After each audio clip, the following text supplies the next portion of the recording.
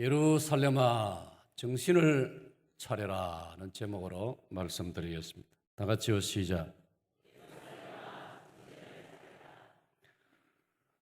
제게 잊을 수 없는 추억은 이런 주제를 다룰 때 늘 자연스럽게 떠오르는 추억은 제가 1977년 보병 3사단으로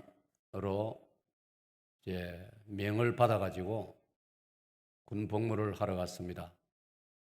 3사단은 강원도 철원군 휴전선을 지키는, 제 기억으로 대략 24km를 맡아가지고 휴전선을 지키는 아주 중요한 부대입니다.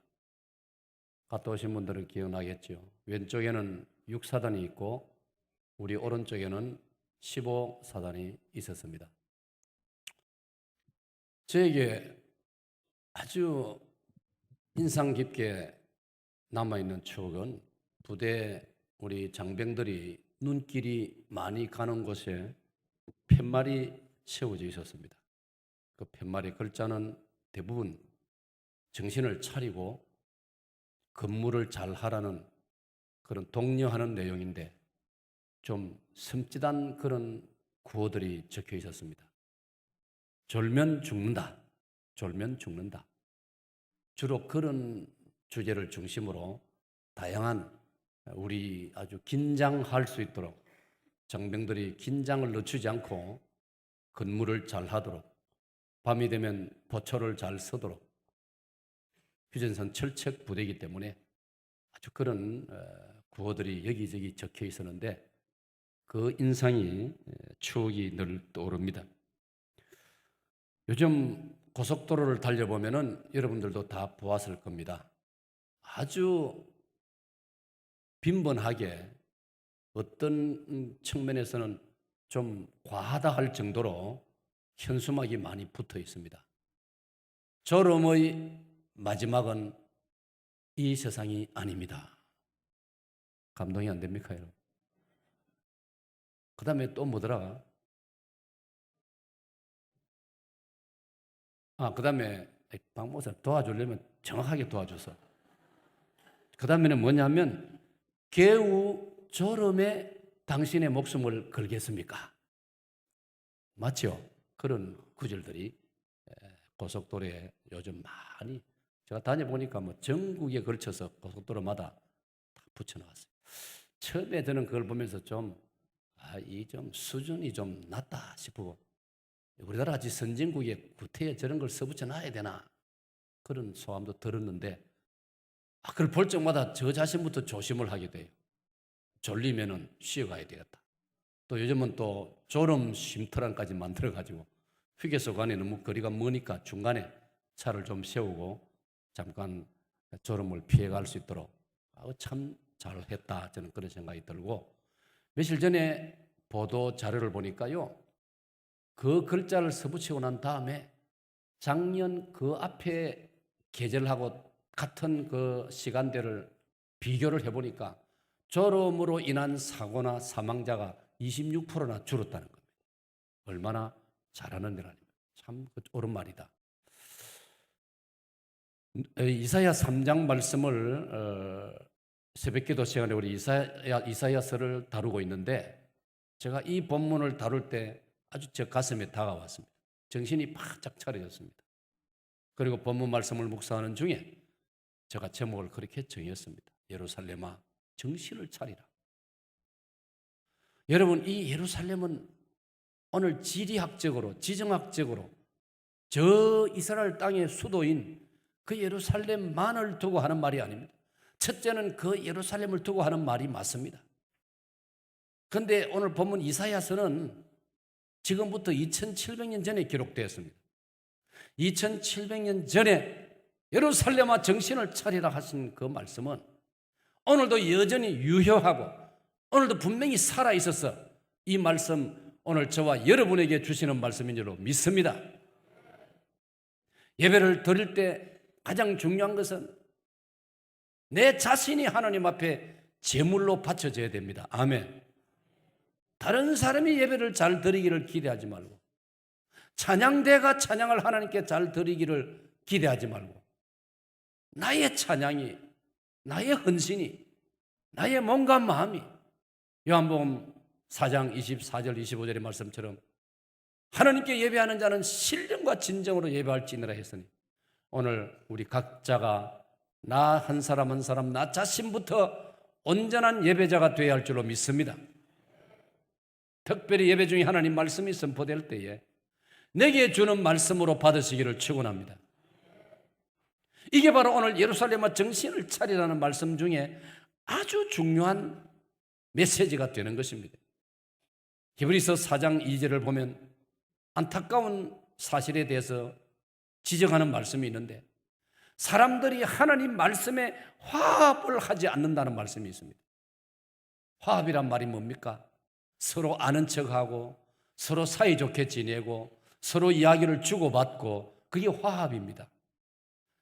히브리 4장 2절에 사람들이 심령이 악해져가지고 심령이 무디어져가지고 하나님 말씀이 전해지는데도 화합을 하지 않는다 이 말이에요. 반응을 하지 않는다 이 말이에요. 그건 슬픈 일입니다. 그런 사람들은 불행입니다.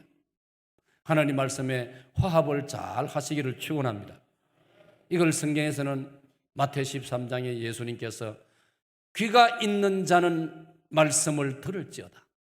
요한계시록 2장 3장 보면 소아시아 7교회를 향하여 교회들은 성령이 하시는 말씀을 들을지어다라고 했습니다. 하나님 말씀에 귀 기울이는 여러분 되시기를 축원합니다. 말씀을 제대로 잘 받아야 정신을 차릴 수 있는 겁니다. 사람은 하나님이 그렇게 지어 놓았습니다. 말씀을 잘 받음으로 거기 마음에서 깨달아져 가지고 판단을 하고 정신을 차리고 잘못된 행동을 고치고 이 모든 게 말씀에서 나오는 거예요. 문제는 그 말씀을 받을 때 내가 잘 받아들이느냐, 내게 주는 말씀으로 받아들이느냐. 사무엘상 3장을 보면은 어린 사무엘이 실로 성전에서 제사장이 될 연습을 훈련을 받고 있었습니다. 그때 제사장은 엘리 제사장입니다. 나이가 어리니까 하나님께서 하나님께서 어린 사무엘을 찾아오셨습니다. 사무엘아 사무엘아. 그런데 어린 사무엘은 그런 경험이 없으니까 자기가 아버지처럼 모시고 있는 엘리 제사장이 자기를 부른 줄 알고 자기 잠자리에서 벌떡 일어나가지고 제사장 숙소로 달려가가지고 제사장님 아니면 아버님 했느냐 했더니 저를 불렀습니까? 아니다, 나 너 부른 적이 없는데. 좀 있으니까 또 사무엘이 찾아와서 저를 불렀습니까? 야, 이 사람아, 잠 깨우지 마라. 네 안 불렀다. 네 꿈 꾸는가 보다. 세 번째 와서 또 그러길래 이 엘리 제사장이 뭔가 감이 잡힌다. 엘리 제사장은 그때 영적으로 상당히 문제가 많았던 시점 아니겠습니까? 그럼에도 이게 염속으로 이 사건이 벌어지니까 뭔가 낌새가 이상하다. 놀라운 사실이죠. 하나님께서 저 어린 아이를 찾아오셨구나. 하나님께서 내가 요즘 영적으로 형편없으니까 날 제쳐놓고 하나님께서 저 아이를 찾아오셨구나. 그건 뭐 어떻게 할 겁니까? 승복할 수밖에요. 그래서 어린 사무엘에게 얘야, 다시 네 이름을 부르거든 여호와께서 너를 부르시는 것이니 주여 제가 여기 있나이다. 종에게 말씀하옵소서라고 말씀드리라. 여러분, 그때부터 사무엘이 하나님의 음성을 듣게 되어집니다. 할렐루야. 오늘 이 시대는 신구약 성경이 완성이 되어지기 때문에 이 신약 시대 이후로는 특별히 사도행전 2장에 성령님이 강림하신 이후로는 사무엘을 찾아오시듯이 그렇게 하나님이 찾아오시지 않습니다. 기록된 성경 말씀을 통하여 이 말씀이 교회를 통하여 여러분에게 선포되는 이런 방법으로 하나님께서 말씀하신다는 걸 믿으시기를 축원합니다. 교회는 우리가 무슨 교제하는 것도 아닙니다. 교제도 교회의 요소 중에 하나지만은 하나님이 교회를 세우신 것은 교회를 통하여 하나님이 원하시는 말씀이 선포되기를 원하시는 것입니다. 아멘. 그렇기 때문에 여러분이 여기에 비중을 두고 여기에 우선순위를 두어야 되는 것입니다. 그러면 여러분이 이걸 놓쳐버리면 주일날 예배를 놓치고 예배를 참석해도 말씀을 놓쳐버리면 여러분 알맹이 없는 주일이 되어버리는 것입니다. 그래서 오늘 하나님께서 예루살렘을 향하여 이사야 선지자를 통하여 말씀하고 있는 것입니다. 이 말씀의 핵심은 오늘 이사야 3장 이 전체 사실 핵심은 뭐냐? 정신을 차리라. 예루살렘아 정신을 차리라. 찬양대 시작, 제목 시작. 우리 다 같이요 시작. 예루살렘아 정신을 차리라. 사랑하는 여러분, 성경에도 정신 차리라는 말씀이 너무나 많습니다. 먼저 예수님께서 하신 말씀을 들어보세요. 마태복음 26장 40절과 41절을 보면 이렇게 기록되어 있습니다. 다 같이 읽습니다.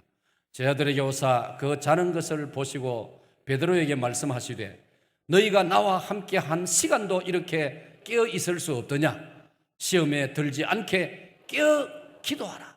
마음에는 원이로되 육신이 약하도다 하시고. 사랑하는 여러분, 다시 40절을 보면 예수님께서 뭐라 말씀했습니까? 제자들이 오사 그 자는 것을 보시고, 앞에 38, 39절에 보면 예수님께서 제자들에게 나와 함께 좀 기도하자, 기도하리라 기대하고 예수님이 거리를 조금 띄어가지고 예수님은 저쪽에 가서 기도를 하셨어요. 예수님이 한동안 기도를 하시고 돌아와 보니 제자들이 자고 있다 이 말이에요. 사랑하는 여러분, 우리가 물론 육신을 가지기 때문에 잠잘 시간은 자야죠. 그러나 우리에게는 기도하는 시간도 있어야 할 줄로 믿습니다. 하나님께서 24시간 우리에게 주셨는데 24시간을 내 육체를 위해서만 써서는 안 된다 이 말이에요. 그래서 어떤 분은 말했습니다. 물질의 11조만 아니고 시간의 11조도 하나님께 드려야 되지 않느냐. 너무나 일리가 있는 말씀입니다. 그래서 저는 여러분들에게 매일 새벽 기도를 합시다라고 여러분을 위해서 독려를 하고 있지 않습니까? 우리가 물질의 11조를 안 드리면 기독교 신자답지 못하다고 우리가 상식적으로 생각을 하면서 시간의 11조, 주님과 함께 좀 깨어있는 시간, 주님과 함께 기도하는 시간. 여러분, 예수님께서는 하늘 보좌에서 지금도 우리를 위해서 간구하신다, 중보의 기도를 하신다라고 말씀했지 않습니까? 기도해야 될 시간에는 기도하는 모습을 하나님께 보여드리시기를 축원합니다. 기도하는 시간, 기도해야 될 시간은 기도하는 모습을 하나님께 보여드려야 되는 거예요. 그런데 40절 말씀을 보면은 예수님께서 뭐라 말씀했습니까? 나와 함께 한 시간도 깨어 있을 수 없더냐? 저 말씀 가만히 보세요. 저 40절 말씀 세 번째 줄을 가만히 보세요. 예수님은 우리와 함께 기도하기를 원하십니다. 아멘. 여러분, 함께라는 말 받아봅시다. 함께. 창세기 5장을 보면은 에녹은 매일 하나님과 동행하였다라고 되어 있습니다. 주님이 뭐 아쉬울 게 뭐가 있겠습니까? 주님께서 혼자 기도하신다고 기도가 안 되겠습니까? 주님께서 혼자 일하신다고 일이 안 되겠습니까? 그러나 주님은 저와 여러분과 우리와 함께 하는 걸 기뻐하심을 믿으시기를 바랍니다. 그러니까 결과적으로 그건 우리를 위해서 그렇게 말씀하시는 거예요. 우리를 위해서 그렇게 말씀하시는 거예요. 우리가 예를 들어서 어른 옆에 있으면 한 가지 더 배웁니다. 선생님 옆에 있으면 한 가지를 더 배우는 것입니다. 나보다 신앙이 좋은 사람들을 자주 만나면, 사랑방에서 만나고 교회에서 만나면 내가 배울 게 있지 않습니까? 우리가 주님과 함께하면 덕은 내가 보는 겁니다. 유익은 나에게 있는 것입니다. 할렐루야. 그래서 주님은 함께 기도하자. 그런데 예수님 와서 보니까 졸고 있습니다. 자고 있습니다. 그래서 41절에 주께서 말씀하시기를 다 같이요 시작. 시험에 들지 않게 깨어 기도하라. 마음에는 원이로되 육신이 약하다. 저기 보세요. 시험에 들지 않게 깨어 기도하라. 여러분, 이 문장을 바꾸어 말하면 깨어 기도하지 아니하면 시험에 든다 이 말이에요. 오늘 성도 여러분 살아가면서 우리 믿는 신자도 이런 말 할 때가 있어요. 푸념을 늘어놓을 때가 있어요. 아이고 내가 시험 들었다. 아이고 내가 시험 들었다. 사랑하는 여러분, 대부분의 시험은 자신에게 책임이 있습니다. 내가 깨어서 기도하지 않았기 때문에 시험 드는 거예요. 기도하고 영적으로 훈련이 되어 있으면요, 어지간한 것 소화가 되고 극복이 되고 감당이 되는 줄로 믿으시기를 바랍니다. 이번에 메르스 중동 독감 이야기가 있었지만은 연세가 많이 들고 연세가 든 데다가 평소 몸이 안 좋은 분들이 대부분 3명 돌아가시는데 거기에 해당되지, 튼튼한 사람은 아무도 병 잠깐 걸렸다가도 다 회복됐어요. 우리가 지나칠 정도로 겁을 많이 냈다 이 말이에요. 온 나라가 그 잘못 해석을 해가지고. 어제 저녁 뉴스에 보니까 홍콩은 독감이 걸려서 벌써 500명 이상이 죽었어요. 우리나라 같으면 지금 나라가 온통 야단 났을 거예요. 500명 이상이 죽었으면 지금 대통령 물러가라고 야단할 거예요. 독감 걸려도 대통령 물러가라, 이래도 물러가라. 누가 대통령 하겠습니까? 좀 우리가 무게가 있어야 됩니다. 그렇습니다, 여러분. 기도 안 하면 시험에 들게 되고, 기도 안 하고 시험 들면 넘어지게 되어 있습니다. 기도하면 시험이 와도 감당할 수 있는 줄로 믿으시기를 바랍니다. 그러므로 주님께서 기도하라 하시는 말씀은 너희가 시험이 닥쳐와도 이길 수 있도록 하기 위해서 기도하라 이 말이에요. 베드로가 기도 안 했기 때문에 시험이 왔을 때 넘어졌지 않습니까? 당시로 말하면 별것 아닌 가야바 제사장 집에 일하는 청소부 아줌마, 그 하녀가 너 예수쟁이지? 그 말에 화들짝 놀라가지고 자기도 모르는 사이에 아니 나는 모른다, 나는 예수 이름도 모른다, 바로 시험에 넘어갔습니다. 베드로가 깨어서 기도를 많이 했더라면요, 군인하고 싸워도 이겨내고 시험을 이겨내야 될 사람이 그 상황에서 예수님 모른다고 부인할 수 있겠습니까? 기도를 하지 않았기 때문에 그 시험에, 아무것도 아닌 시험에 넘어간 것입니다. 예수님께서는 시험에 들지 않게 깨어서 기도하라. 놀라운 사실은 여러분, 세월이 흐르고 난 다음에 베드로가 노련한 목회자가 되었을 때, 베드로가 노련한 사도가 되었을 때 그는 편지를 남겨놓고 세상을 떠날 준비를 했습니다. 그게 베드로 전후서 아닙니까?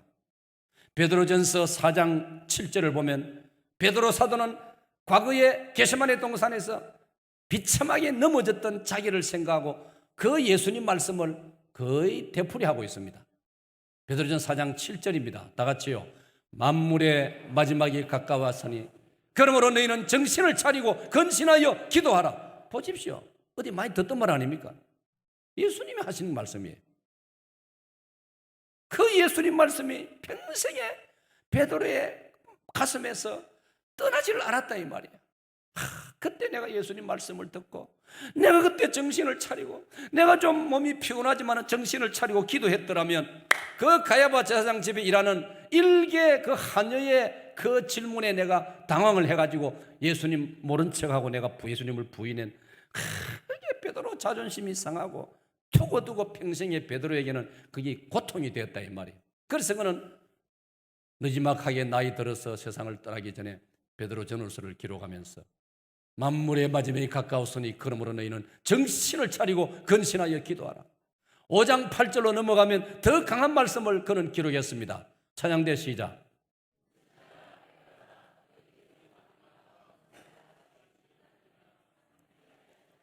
사랑하는 여러분, 이 베드로전서 5장 8절 말씀을 예사로 넘어가지 마세요. 근신하라, 깨어라. 너희 대적 마귀가 우리를 향하여 적으로서 다가오는 세력이 있다 이 말이에요. 마귀가 있다 이 말이에요. 오늘 세상 사람들은 잘 안 믿습니다. 마귀가 있다, 귀신이 있다 하면 세상 사람들은 아이고 요즘 같은 현대 사회에 무슨 귀신이 있나 합니다. 아니요, 성경은 귀신이 있다고 합니다. 실제로 귀신이 있습니다. 마귀가 있습니다. 마귀가 보통 마귀입니까? 저 보세요. 마귀가 어느 존재와 비슷하냐? 같이 영어로 as, 같이, 같다, 비슷하다 이 말. 마귀가 우는 사자 같다. 우는 사자. 받아입니다. 우는 사자. 영어 성경은 roaring lion, roaring, R-O-A-R, roaring. 우리가 배를 타고 파도가 치면 아이고 로링이 심하다 하죠. 그게 바로 우는 하는 저 뜻입니다. 항구에서 부두에서 보면 배가 커 보이죠. 그게 저 바다로 나가면요 아무것도 아닙니다. 저 어릴 때 인력편주란 말 한자를 저 들여다보고 공부할 때 좀 과장됐지 않느냐 생각해요. 인력편주. 배 하나가 바다 배 하나가 잎사귀 하나만 같다. 잎사귀 하나와 같다. 너무 과장된, 이렇게 너무 작게 표현을 했다. 근데요, 날씨 좋은 날 제가 지난번에 봄에 제주도에서 비행기를 타고 부산으로 오는데 날씨가 얼마나 맑은지, 부산과 제주도와 부산 사이에 제가 비행기 창가로 내려다 보니까 저 밑에 화물선이 화물선이 진짜 나무 잎사귀처럼 작아요. 이야, 그렇구나. 저 화물선이 저게 태평양으로 나가면 진짜 파도에 흔들려가지고 저거 아무것도 아니구나. 그렇게 제가 느껴졌어요. 여러분, 우는 사자 무섭습니다, 여러분. 사자는 다른 동물들 뼈를 으스러 버립니다. 동물의 왕 아닙니까? 동물의 왕국, 동물의 세계, 그 프로그램 보면 한 번씩 보면 어떻습니까? 사자는 좀 게으르거든요. 얼마나 때로는 게으른지 압니까? 밥 먹는 것도 잊어버리고 게을러 잠만 잡니다. 주로 수사자가 그렇습니다. 덩치는 큰데 배가 홀쭉해가지고요, 이 뼈가 보일 정도로 배가 양쪽으로 푹 기들어가가지고 날씬한 여성들이 한번 그걸 보면 이거 나도 저러면 좋겠다 생각이 들 거예요. 그런데 이 사자가 잠에서 깨면서 가만히 생각하니까 배가 너무 고프거든요. 그때는 눈에 보이는 것은 살아남지를 못합니다. 완전히 박살을 내버립니다. 그게 우는 사자입니다, 여러분. 마귀가 이런 존재입니다. 그런데 우리가 예사로 생각하고 예사로 살다가는 어떻게 마귀의 힘을 이길 수 있느냐 이 말이에요. 두루 돌아다니면서 삼킬 자를 찾고 있다. 그래서 정신을 차리고 기도하라. 마귀의 이 공격을 막아낼 수 있는, 이겨낼 수 있는 길은 달리 없어요. 기도하는 것뿐이에요. 성경이 그렇게 말씀하셨고, 예수님께서도 시험을 당하기 전에 광야에서 무려 40일간 기도했지 않습니까? 바다입니다. 정신을 차리고 근신하여 기도하자. 정말 가슴에 와 닿는 말씀으로 여러분에게 적용되기를 저는 정말 소원합니다. 왜 정신을 차려야 되느냐? 왜 예루살렘이 정신을 차려야 되느냐? 첫째로 포도원을 삼키는 자들이 있기 때문입니다. 다 같이 읽습니다. 시작. 포도원을 삼키는 자들이 있다. 이들을 조심하라. 오늘 본문 13절로 15절입니다. 자, 13절로 15절 본문을 우리 다 같이 읽겠습니다. 한 번도 빠짐없이 시작. 여호와께서 변론하러 일어나시를 백성들을 심판하려고 서시도다. 여호와께서 자기 백성의 장로들과 고관들을 신문하러 오시리니 포도원을 삼킨 자는 너희이며 가난한 자에게서 탈취한 물건이 너희의 집에 있도다. 어찌하여 너희가 내 백성을 짓밟으며 가난한 자의 얼굴에 맷돌질 하느냐? 주 만군의 여호와 내가 말하였느니라 하시도다. 사랑하는 여러분, 14절에 보면 포도원을 삼킨다고 해요. 고관들이, 백성의 장로들이, 고관들이 포도원을 삼킨다. 누구의 포도원을 삼키느냐? 가난한 자의 포도원을 삼킨다고 했습니다. 사랑하는 여러분, 인류 역사가 그렇습니다. 인류 역사는 양육 강식입니다. 약한 자는 강한 자에게 먹힙니다. 강한 자들은 약한 자를 먹이로 삼습니다. 이게 인류 역사입니다. 왕조시대는 왕조시대로, 현대는 현대시대에 또 나름대로 힘이 있는 자, 권력을 가진 자, 양육 강식이 그대로 이루어지고 있습니다. 그런데 이건 세상에는 그런 일이 있을 수 있지만 이스라엘 사회에 그런 일이 있어서는 안 된다는 것이죠. 이스라엘 사회에, 하나님을 섬기는 이스라엘 땅에, 그 공동체 사회에 지도자라는 장로들이, 권력을 잡은 고관들이 가난한 자의 포도원을 삼키고 가난한 자에게서 물건을 탈취하고, 그래서 하나님께서는 정신을 차리라. 이거는 세상에 있는 일이지 너희들 이스라엘 공동체에 어떻게 이런 일이 있을 수 있느냐? 그런 말씀이에요. 사랑하는 여러분, 원치 않게도 세상은 그렇습니다. 힘 있는 자가 약한 자를 삼킵니다. 권력 있는 자가 백성들을 보호하고 돌봐야 될 사람들이 백성들을 삼킵니다. 이런 동서고금이 비슷합니다. 성경에서 그런 대표적인 경우가 있습니다. 열왕기상 21장을 보면은 아합왕과 이세벨 왕 부부가 그런 자들이었습니다. 열왕기상 21장을 보면 어느 날 아합왕이 자기 왕궁을 출입하는데 늘 밖에 왕이 또 출입을 해야 안 됩니까? 그러면 출입할 적마다 이 아합에게 문제가 하나 생겼다 이 말이에요. 왕궁 문을 열고 밖으로 척 나서면은 맨 먼저 자기 눈에 띄는 포도원이 하나 있었습니다. 그 포도원의 주인이 누구라고요? 나봇의 포도원입니다. 받아입니다. 나봇. 다시 나봇. 혹시 정예회 때 강사가 언제라도 와서 물으면 답하세요. 누구 포도원이라고? 그때 침묵하고 가만히 있으면 담임 목사 망신시키는 겁니다.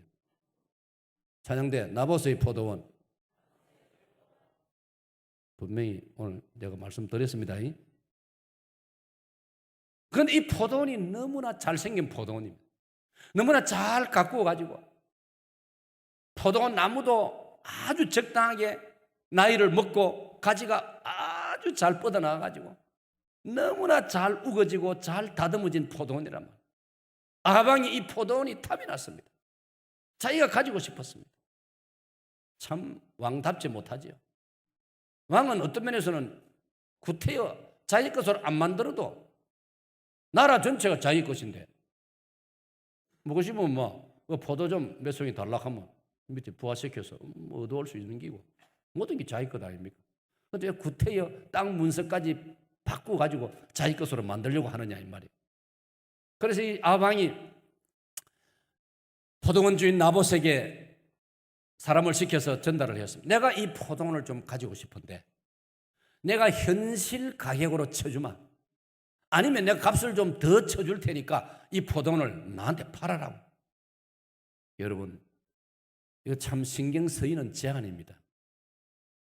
오늘같이 민주주의 시대에도 대통령이 예를 들어서 그런 제안을 해오면 그냥 빼앗아가는 것도 아니고 현실보다 더 값을 잘 쳐주려고 하면 대통령 체면을 봐서라도 안 팔겠습니까, 여러분? 왕조 시대에 왕이 강제로 달라 해도 어쩌면 줘야 될 겁니다. 그런데 왕이 강제로 달라는 것도 아니고 값을 후하게 쳐서 주겠다고 할 때 그거 거절할 수 있는 사람 누가 있겠습니까? 그런데 열왕기상 본문은 놀랍게도 나봇은 사양합니다. 왕이시여 제가 팔 수 없나이다. 본문을 읽어보면 이 포도원은 저의 조상 적부터 지켜온 포도원이고 제가 유산으로 받은 것입니다. 그러므로 제 정조 할아버지, 제 아버님이 가꾸다가 물려주신 이 포도원을 제 때에 마음대로 팔아 없앨 수 없습니다. 아방은 그래도 상당히 그때만 해도 괜찮은 사람이었어요. 강제로 못하니까 이 아방이 병이 들었어요. 밥맛을 잃어버리고 잠을 제대로 못 자고 저 포도원을 너무나 가지고 싶은데 나봇이 사양하고 거절하니까 길이 없지 않습니까? 어느 날 아내 이세벨 왕비가 자기 남편이 밥도 안 먹고 영 시들시들하단 말이에요. 보소 무슨 사연이요? 그렇게 아합이 설명을 하니까 아마 이세벨이 속으로 아이고 바보 같은 인간이 이 남자가 내가 뭐 이래 바보 같은 게 있나? 그거 하나 해결 못 해가지고 가만히 있어 내가 해결해 줄 테니. 오늘 좋은 면에서 이런 해결의 능력을 가진 아내를 가진 남자들은 행복한 줄로 믿습니다. 좋은 면에서입니다. 그런데 이 이세벨의 작전이 뭡니까? 거짓말쟁이들을 동원해가지고 돈을 주고 나봇을 모함하는 겁니다. 나봇이 어느 날 우리가 들었는데 우리 있는 자리에서 나봇이 하나님 이름을 저주하고 우리 왕을 욕했다라고 나봇에게 모함을 덮으시오는.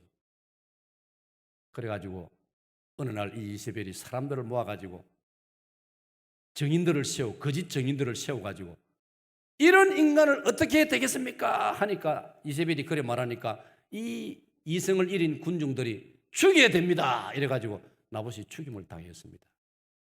사랑하는 여러분, 여기서 우리가 발견할 수 있는 게 뭡니까? 포도원을 노리는 자들이 있다 이 말이에요. 포도원을 욕심내는 자들이 있다는 것입니다. 오늘 포도원을 노리는 그 인간은 막을 수 없어요. 인류 역사상 성경에도 보면 이런 악한 자들은 있어요. 강대국 바벨론이, 강대국 아수르가, 강대국 페르시아가, 그 다음 세월이 흘러서 강대국 그리스가, 지금 그리스는 형편없지만 한때 옛날에 대단했지 않습니까? 헬라 제국, 강대국 로마가 약한 나라들을 짓밟고 사람들을 잡아서 포로로 만들고, 한때는 로마도 여러분 진짜 로마 시민보다도 포로로 잡혀온 노예들이 훨씬 많았습니다. 이게 인류 역사입니다. 그러나 나봇을 보면 우리가 무엇을 배웁니까? 내가 결국 죽더라도 받합시다. 나의 포도원은 지켜야 합니다. 아멘. 예를 들자면 우리나라를 우리가 지켜야 하는 줄로 믿습니다. 우리나라는 오늘 우리 국민들에게는 바로 이 나봇의 포도원이라 이 말이에요. 나봇은 죽음을 불사하고 포도원을 끝까지 지켜냈습니다. 죽으면서까지 포도원을 포기하지 않았습니다. 사랑하는 여러분, 오늘 우리들에게 조국은 포도원입니다. 우리에게 조국 교회는 포도원입니다. 우리에게 사익동 교회는 포도원입니다. 아멘. 여러분에게 여러분의 가정은 포도원입니다. 아멘. 아가서를 읽어보면요, 포도원을 흐는 여우를 잡으라고 했습니다. 우리의 자유를 빼앗아가려고 하고, 우리 조국을 흔들려고 하고, 우리 나라를 흔들려는 이런 악한 자들이 시도 때도 없이 계속 일어난다 이 말이에요. 오늘 우리나라에도 이런 정신나간 인간들이 끊임없이 일어나고 있습니다. 끊임없이 일어나고 있어요. 옳은 소리 하는 사람을 오히려 박해하고,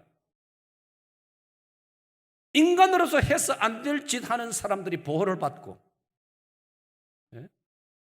이게 오늘 세상입니다, 여러분. 어쩔 수 없어요.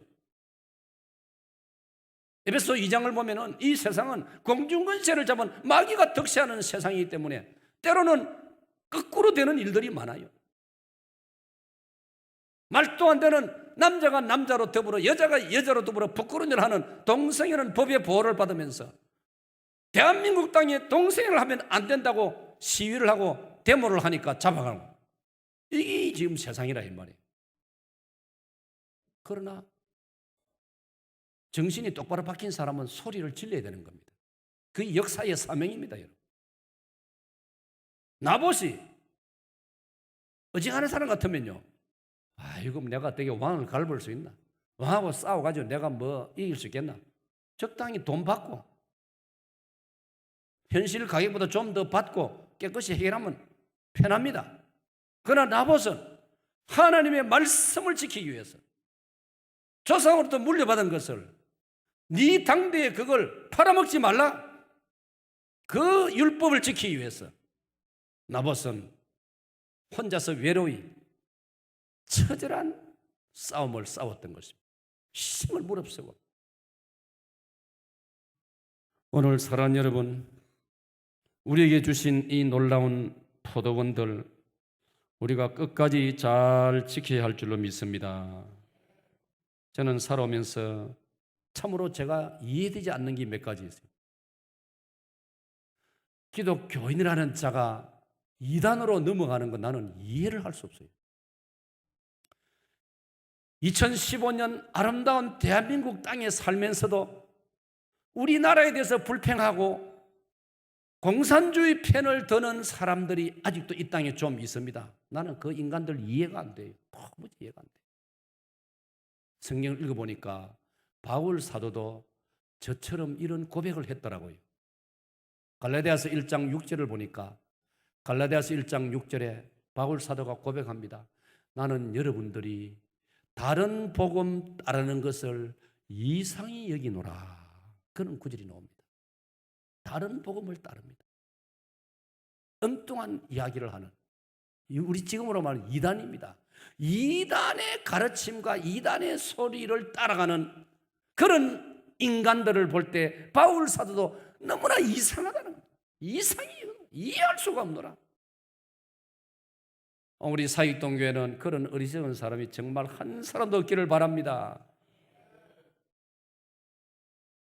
대구의 어느 교회는요, 온 교인들이 신뢰하고 믿고 따랐는데 권사 한 사람이 알고 보니 이단에 깊이 들어가 가지고 자기 구역 주변에 자기를 따르는 사람을 교묘하게 선동해 가지고 이단으로 자꾸 넘기는 그런 첩자가 있었다는 것입니다.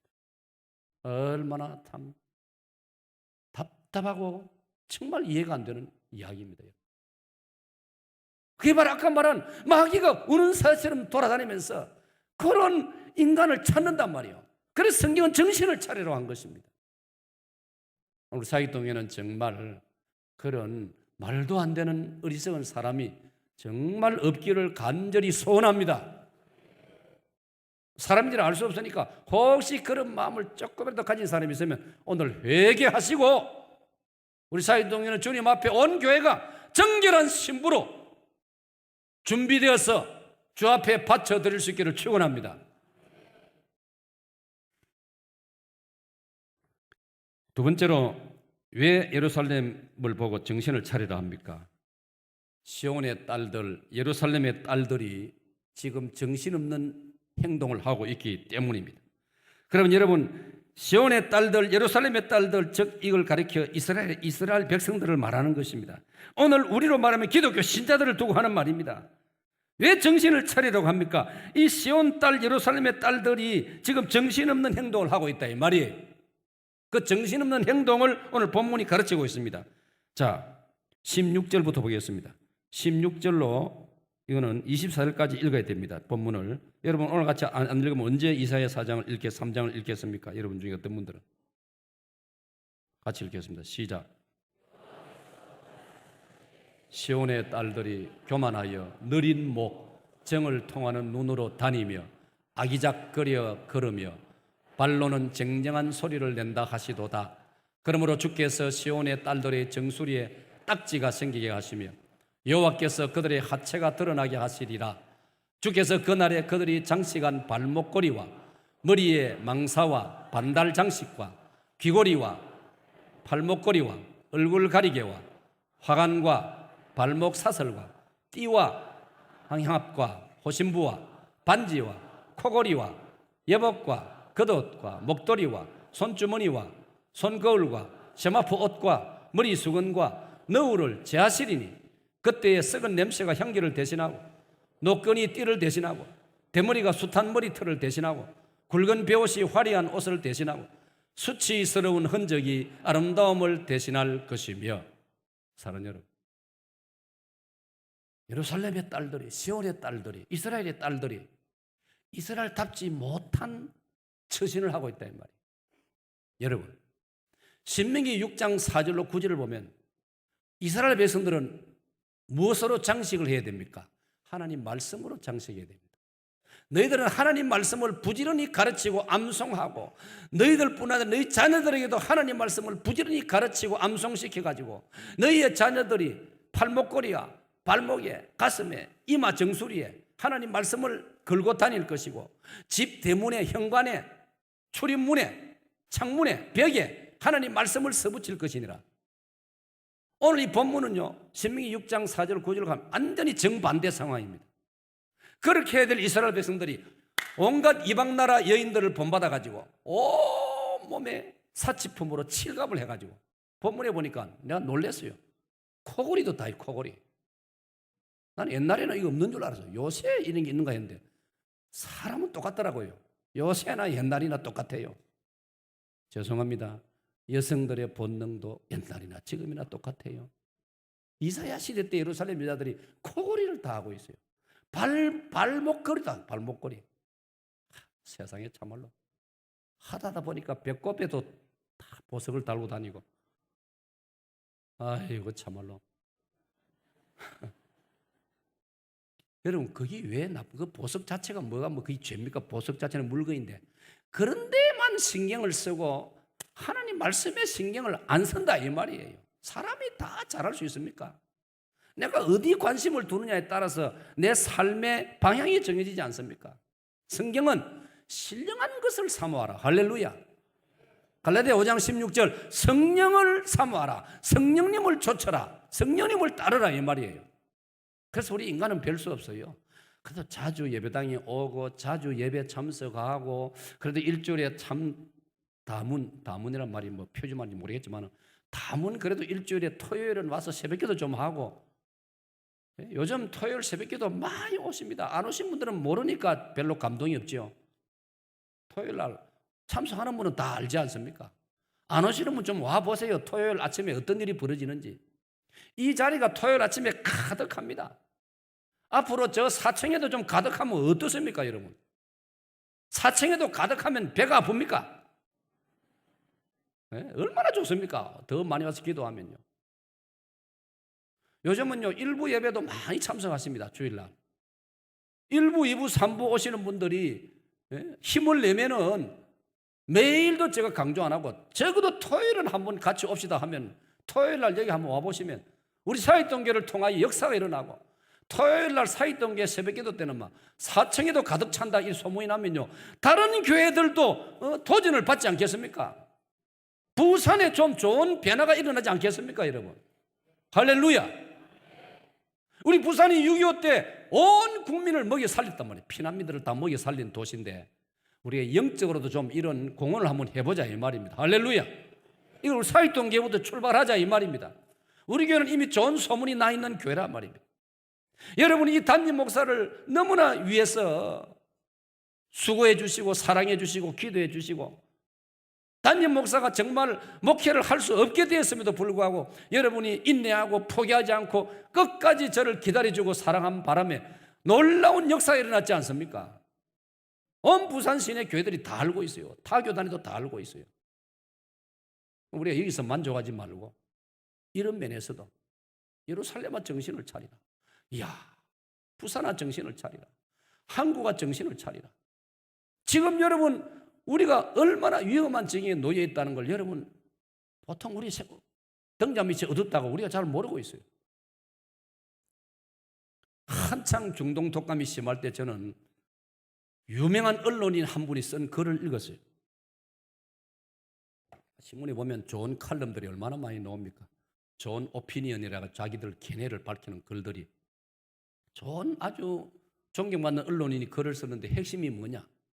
우리가 이 중동 독감에 온 국민이 불안하고 두려워서 되겠는가? 지나가는 독감인데 겨울 되면 독감 걸려서 죽는 사람이 얼마나 많습니까? 그래 생각하면 이거 아무것도 아닌데 왜 온 나라가 여기에 막 매이 가지고 질질 끌려다니고 막 나라가 큰일 난 것처럼 이래 되고 있느냐?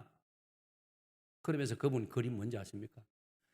우리가 실제로 겁을 내야 될 게 있는데 그거는 우리 국민이 정부도 우리 국민도 여당도 야당도 겁을 안 낸다 이 말.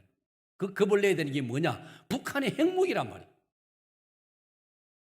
이란은 이번에 전 세계에 굴복을 했습니다. 핵무기 안 만들겠다고 굴복했습니다. 그러나 북한은 지금 큰소리 떵떵 치고 있습니다. 그 이유가 뭐냐? 어쩌면 핵무기를 이미 만들어 놓았기 때문이다 이 말 아닙니까? 진짜로 우리가 겁을 내야 될 것은 북한의 핵무기입니다. 저 문제를 어떻게 할 것인가? 저 문제를 어떻게 풀 것인가? 대통령으로부터 여야 정치인들과 모든 국민들이 여기에 고민을 같이 해야 되는데 별것 아닌 그 독감에 한 달 이상 나라가 질질 끌려다니고 저는 그걸 읽으면서 전적으로 동감을 했습니다. 공감을 했습니다. 그렇다. 정말 우리가 두려워할 것은 북한의 핵무기인데 사랑 여러분, 저는 어제 저녁에 토요일 저녁 징비록을 보았습니다. 그런데 이 시간대 1시간만 땡겨주면 좋겠던데 9시 반에 하니까 어째 그래 잠이 쏟아지는 시간에 보다가 졸다가 보다가 어중간해가 그러니 집사람이 아이고 그만 들어가서 자숙해서 하는데 그래도 나는 역사를 공부해야 되기 때문에 500년 전에 내가 안 살았던 시대에 우리나라가 어땠는가를 그 공부를 해야 안 됩니까? 적어도 목사가 지도자인데. 근데 어제 저녁에는 정말 내가 잘 봤어요. 졸면서 봤는데 하나님 은혜로 마치 그 장면을 내가 봤어요. 그건 안 놓쳤어요. 뭐가 나오느냐면요. 잘 들으세요. 우리 젊은이들 잘 들어야 돼요. 1592년 임진왜란 때 7년 동안 전쟁이 계속되는데 우리나라가 국토가 다 망했어요. 일본이 우리를 다 짓밟았어요. 사람도 얼마나 죽였습니까? 그런데 우리가 더 이상 반항할 힘이 없어져 버렸으니까 왕은 저 평안북도 의주로 도망가 버렸고, 뭐 도망간 거 아닙니까? 사실 그 드라마에서는 왕이 압록강을 건너서 중국까지 도망가려고 했어요. 신하들이 만류해가지고 왕께서 압록강을 넘어서 중국 땅으로 가버리면 이 국민들은, 백성들은 누굴 믿고 살겠습니까? 누굴 믿고 싸우겠습니까? 그 말에 왕이 그래도 정신을 차려가지고 바보 멍청이 같은 사람이에요. 아이고 답답해가지고 어째 그래 또 그 어울리는 또 배우가 연기로 하는지 진짜 어울리더라고요. 하여튼 연기를 잘해요. 멍청한 왕 노릇을 얼마나 잘하는지.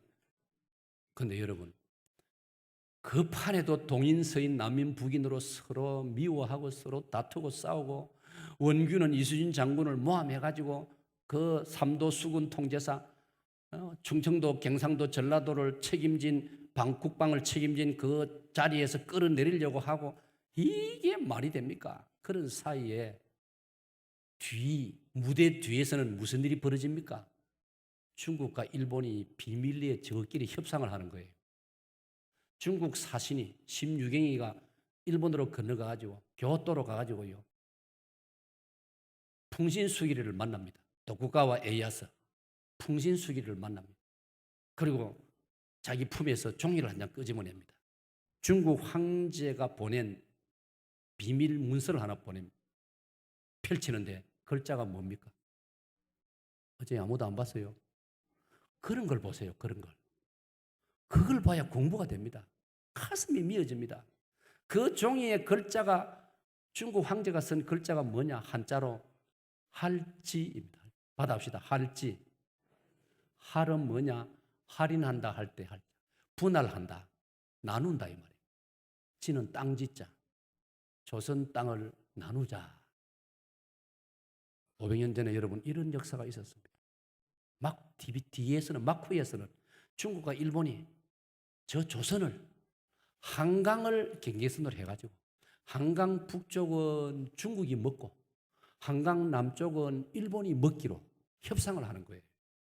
여러분, 우리 역사가 이런 역사입니다. 여러분, 지금도 그렇습니다. 지금도 중국 눈치를 지금 우리가 보고 있지 않습니까?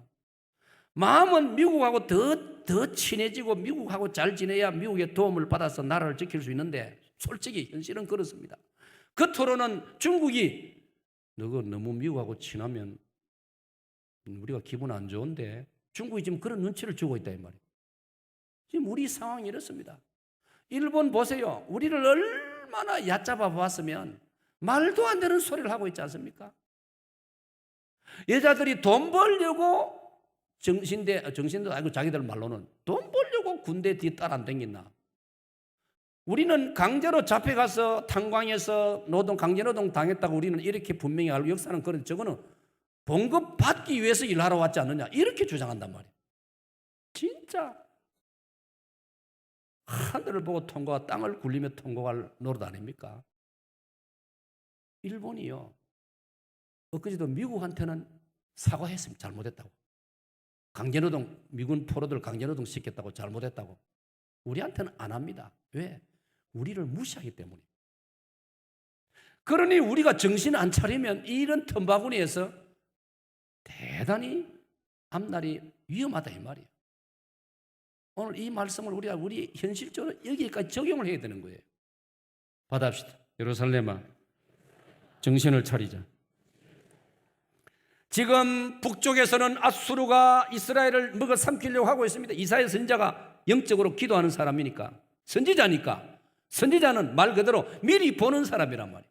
미리 아는 사람이라 이 말이에요. 하나님의 영감을 받아가지고. 오늘 이 시대도요, 교회 목사마저 옳은 말 안 하면 누가 하겠습니까? 이 시대에. 네? 교회 목사마저 올바른 방향을 제시 안 해주면 누가 하겠습니까? 이스라엘 그 당시에 아무도 안 합니다. 아까 읽었지 않습니까? 이스라엘 장로들도 고관들도 물질의 탐욕만 가지고 가난한 사람 거 훔치고 그 생각만 했지, 아무도 영적으로 다 어두워서 모릅니다. 북쪽의 아수르가 지금 쳐들어올 준비를 만반의 준비를 다 하고 있습니다. 이사야 선지자가 벌써 보고 있습니다. 동쪽의 바벨론이 준비를 다 하고 있습니다. 바벨론 막강한 군대입니다. 바벨로니아 문명 이름도 여러분 우리 역사에서 한번 배웠습니다. 남쪽에서는 에집트가 올라오려고 합니다. 세 군데서 서쪽은 지중해 바다니까 바다고, 그러니까 동쪽, 남쪽, 북쪽에서 전부 다 이스라엘을 먹으려고 탁 지금 호랑이처럼 사자처럼 눈을 붉히고, 그럼에도 불구하고 이스라엘 예루살렘 여자들이, 시온의 여자들이 코걸이하고 귀걸이하고 발걸이하고 뭐 온갖 것 다 해가지고 아기작거리고, 그 본문에 보니까 또 여자들이 걸음을 걷는 것도 아기작거리며 걸으며, 아기작거리기 뭡니까? 엉덩이를 삐뚤삐뚤 해서면서 뽐내가면서 남자들 유혹하려고. 여러분 다 그런 건 아니지만 그런 여자들도 예루살렘에 있더라 이 말이에요. 이게 말이 됩니까? 이스라엘 처녀들이, 예루살렘 여자들이 거래가 되겠습니까? 그것 다 이방 여인들 하는 거 보고 본받아서 그러는 거예요. 기도하고 말씀 묵상하고 눈물로 주님 앞에 조국과 민족을 위해서 호소하고 내 자녀들과 다음 세대를 위해서 중보기도해야 될 예루살렘의 여자들이 21가지 장식품을 몸에 걸치고, 본문이 그래 21가지더라고요. 씌어보니까. 사랑하는 여러분, 얼마나 위험하고 얼마나 슬프고 가슴 무거운 현실입니까? 남의 이야기 아니고 우리의 이야기라 이 말이에요. 마지막으로, 그러면 이사야 선지자가 내다볼 때 이스라엘이 정신 안 차리고 예루살렘 여자들이 정신 안 차리고 이대로 나가면 결국은 시온 성이 황폐하고 만다라고 말씀하고 있습니다. 24절 읽겠습니다. 24절 시작. 그때의 썩은 냄새가 향기를 대신하고 노끈이 띠를 대신하고 굵은 베옷이 화려한 옷을 대신하고 수치스러운 흔적이 아름다움을 대신할 것이며, 25절. 너희의 장정은 칼에, 너희의 용사는 전란에 망할 것이며, 그 다음 26절. 그 성문은 슬퍼하며 고갈 것이요 시온은 황폐하며 땅에 안절이라. 받합시다. 시온은 예루살렘의 다른 말입니다. 저 시온은 이스라엘의 별명입니다. 바꾸면 하면 예루살렘은 이스라엘은 이 말입니다. 정신을 안 차리면 북쪽에서 아수르 군대가, 동쪽에서 바벨론 군대가, 남쪽에서 에집트가 올라와서 이스라엘은, 예루살렘은, 시온성은 황폐하고 만다 이 말입니다. 여자들은 수치를 당하고 장정들은 칼에 죽임을 당하고 끌려갈 것이라고 했지 않습니까? 여자들이 수치를 당한다니 뭡니까? 그게 우리나라로 말하면 일제시대 정신대라 이 말이에요. 나라를 잃으면 그래 된다 이 말이에요. 정신을 안 차리면 그래 된다 이 말이에요. 오늘 영적으로 우리가 이 말을 적용하고 마치겠습니다. 우리가 물려받은 포도원, 우리의 신앙, 우리의 교회, 우리 조상들이 물려준 신앙, 우리 사역동교로 말하면 고신의 정신. 고신의 정신은 간단히 이건 여러분 알아놓으세요. 받아합니다. 신앙의 정통과 생활의 순결, 일제시사참배에 끝까지 반대하고 감옥에 들어가고 죽임을 당하면서도 우상에 절하지 아니한 조상들이 만들어 주신 것이 우리 고신대학교고 고려신학대학원이고 오늘의 고신교회라 이 말이에요. 이게 우리의 포도원이란 말이에요. 이 포도원을 끝까지 지켜야 할 줄로 믿습니다. 이 포도원을 잘 가꾸어야 할 줄로 믿습니다. 그래서 우리 자녀들과 다음 세대에 이 아름다운 포도원을, 이 아름다운 신앙의 유산들을, 그리고 이 아름다운 우리 조국 강산을 우리 다음 세대에 잘 물려주는 저와 여러분 되시기를 축원합니다.